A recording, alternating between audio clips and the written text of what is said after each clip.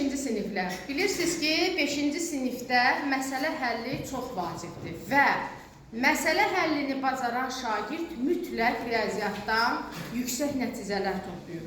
Biz də 5-ci sinif olaraq məsələ kampı elədik. Bunun üçün mənim 100 məsələ kitabı, 5-ci sinif səviyyəsində 100 məsələ kitabı yazmışam və bundan istifadə edəcəyik. Buyurun. Necədir uşaqlar?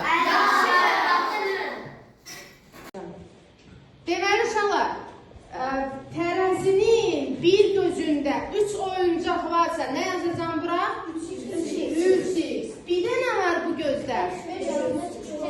Yəni, əla. Bəs o biri gözündə nə var? 1,4 kilogram. 1,4 kilogram neçə qramdır? 1400. Afərin. 1400. Tənliyimizə baxın, hazırdır. Tərəzi bərabərlikdədirsə, deməli biz bunlar arasında nə qoymalıyıq? Bərabər qoymalıyıq. Bu tənliyi necə həll edirik uşaqlar? Aha,